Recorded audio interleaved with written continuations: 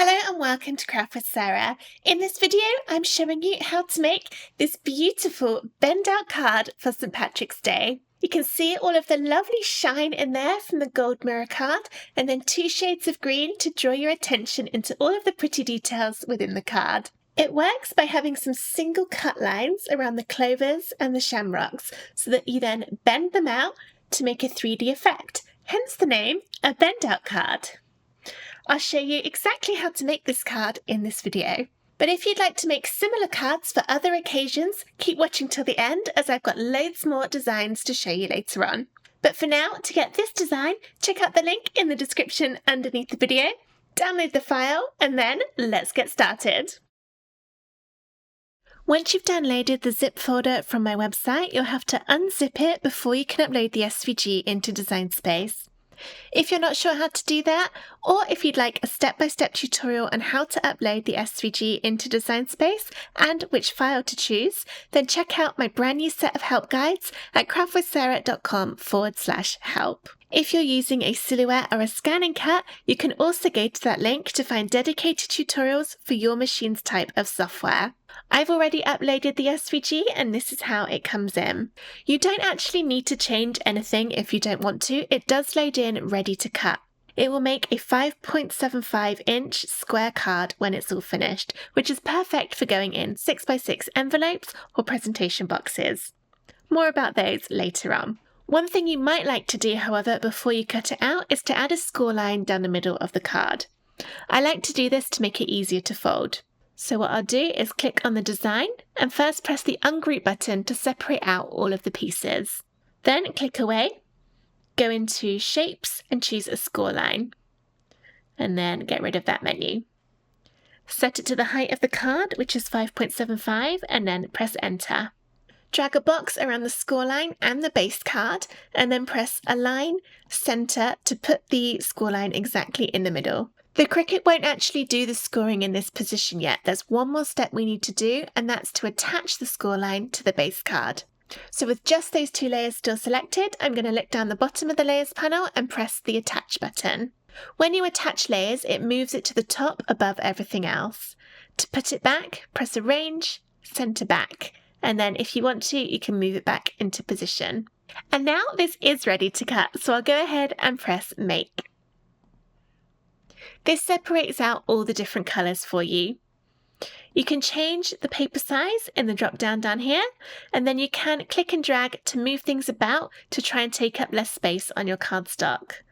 Unfortunately, I think that is just too big to be able to fit anywhere on here.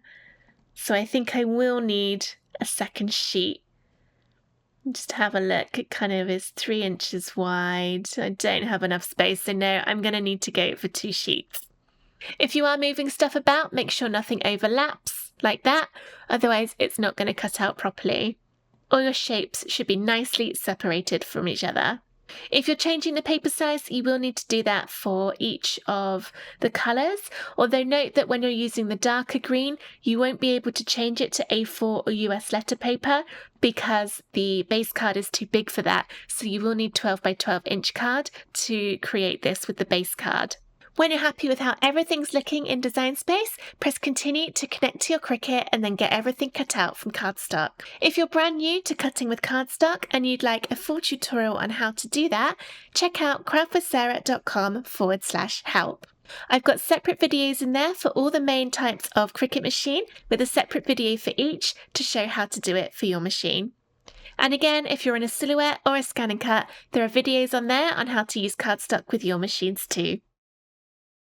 Here are all of the pieces of my bend out card cut out, and I've laid them one on top of the other just so that I can check I'm happy with how all the colours are looking, although I just completely moved them.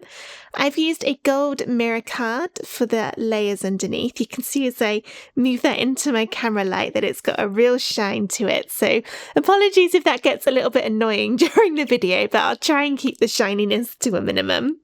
We'll be putting this card together with a combination of glue and foam squares.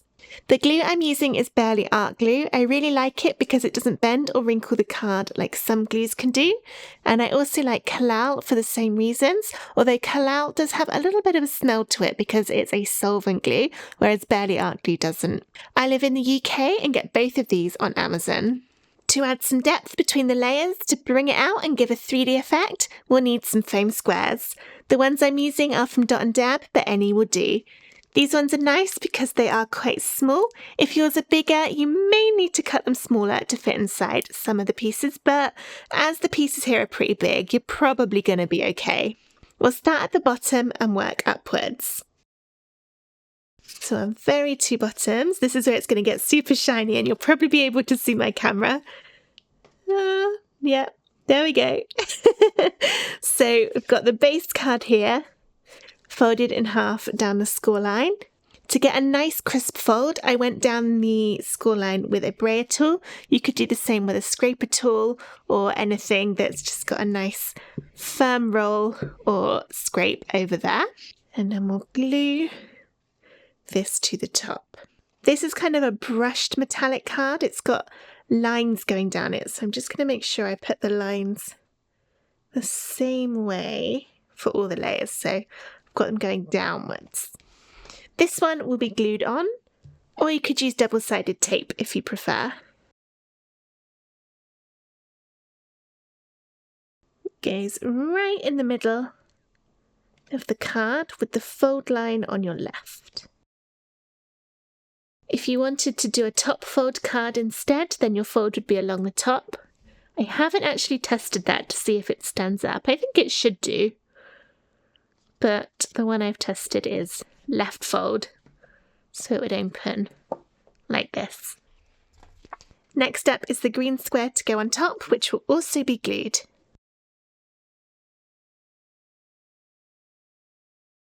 And again, right in the middle, and you'll be pleased to know that's going to cover up a lot of that shininess.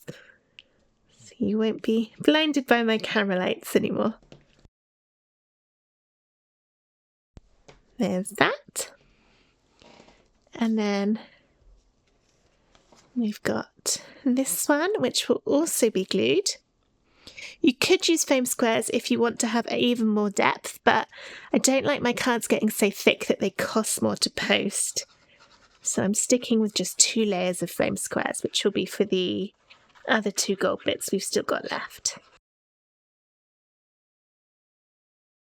So right in the middle, touches up against the edges, and try and get it vaguely straight, which is something I'm really bad at doing.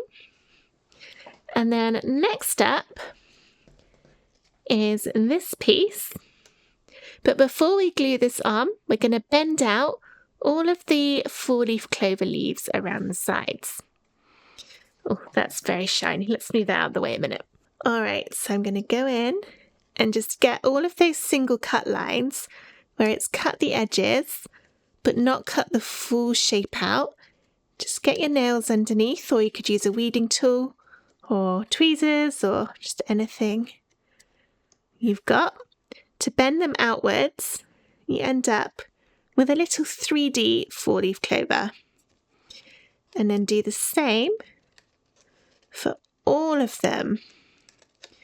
Now when this goes in the envelope or presentation box, they will flatten out a little bit, but they're very easy for the recipient to pull back out. If you're looking for envelope or presentation box templates, I've got some free SVGs available for you for those. I'll drop the links in the description of this video.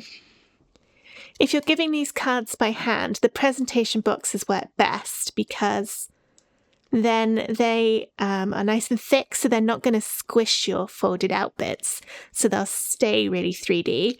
Whereas if you put it in an envelope, especially if it goes through the mail, that's when it tends to all get a bit flattened out, but the presentation box means it stays exactly as you want it to look.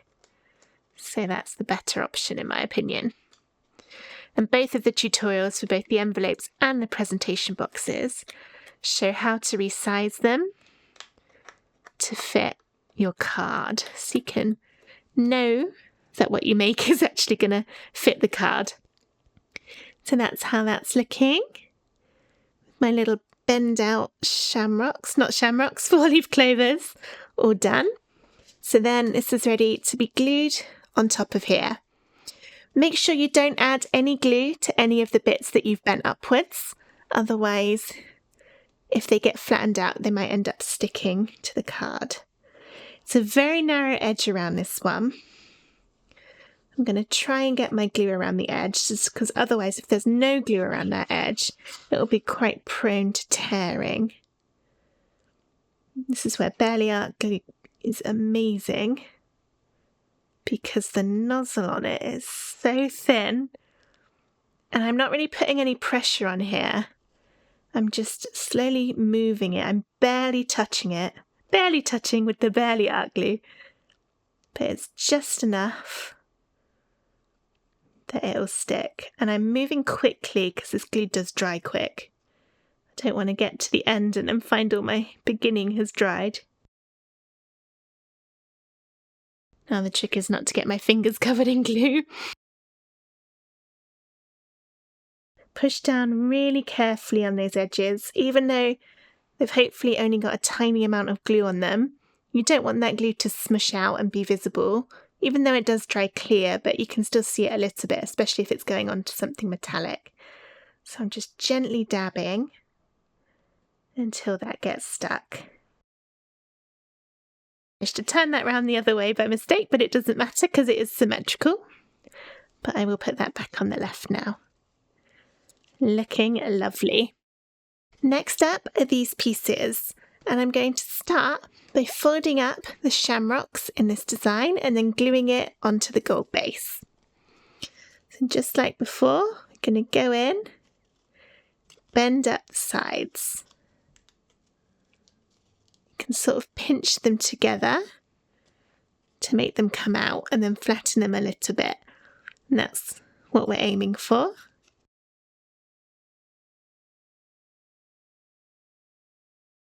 There we go, that's one of them, bent out nicely, and then glue it to the base.